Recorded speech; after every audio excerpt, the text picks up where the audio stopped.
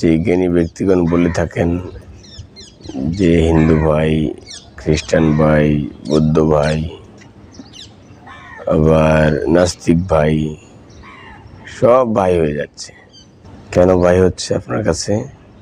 যে আদম এবং হাওয়া আলাইহিস সালাম থেকে আমরা সন্ততি এসেছি, সেই হিসেবে আপনি ভাই বললেন। সত্যিকার অর্থে রাসূলুল্লাহ সাল্লাল্লাহু আলাইহি ওয়াসাল্লাম আলাদাভাবে আইডেন্টিফাই করে দিয়েছেন, আলাদাভাবে পরিচয় করিয়ে দিয়েছেন। আল মুসলিমু আখুল মুসলিমু, যে এক মুসলমান অপর মুসলমানের ভাই। তাহলে মুসলমানই মুসলমানের ভাই হতে পারে। নবীজি কিন্তু আমাদের ক্লাসিফিকেশন, শ্রেণীবিন্যাস করে দিয়েছেন, কে কার ভাই হবে, কাকে ভাই বলা যাবে, কাকে যাবে না, সেটাও বলে দিয়েছেন। আল মুসলিম ও আখুল মুসলিম, যে এক মুসলমান আরেক মুসলমানের ভাই।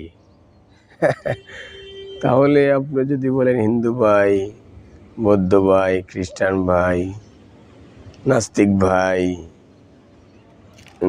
আরও কত ধরনের ভাই, এটা যদিও বলেছেন, কিন্তু এটা সমীচীন নয়, উচিত নয়। যেটা রাসূলুল্লাহ সাল্লাল্লাহু আলাইহি ওয়াসাল্লাম আমাদের বলে দিলেন যে আমাদের ভাই কেউ হতে পারে। আল মুসলিম আখুল মুসলিম, যে এক মুসলমানই আরেক মুসলমানের ভাই হবে। মুসলমান মুসলমানের সবচেয়ে বেশি কল্যাণ কামনা করবে। হ্যাঁ, মুসলমান কি অমুসলমানের জন্য দোয়া করতে পারে না? অবশ্যই পারে।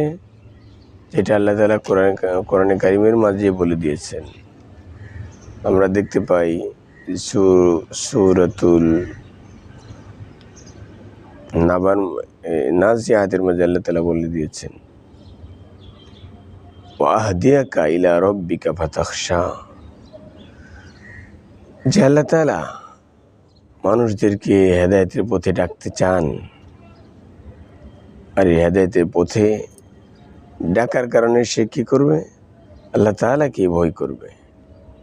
এই জন্য আমাদেরকে মানুষদেরকে আল্লাহ তাআলার পথেই রাখতে হবে, যেন মানুষ আল্লাহ তাআলাকে সঠিকভাবে ভয় প্রদর্শন, আল্লাহ তাআলার ভয় তার অন্তরে ঢোকাতে পারে। তার সমগ্র জীবন যেন আল্লাহ তাআলার ভয় দ্বারা ভরপুর হয়ে যায়। এই জন্য আমাদের অনেক সময় কথা বলার ক্ষেত্রে, শব্দ চয়নের ক্ষেত্রে আমরা অনেক ধরনের ভুল করে থাকি, যে এটা আমাদের করা উচিত নয়।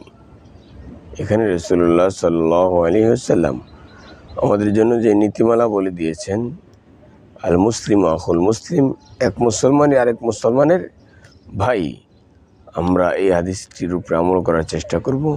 ওয়া আখিরু দাওয়ানা আলহামদুলিল্লাহি রাব্বিল আলামিন।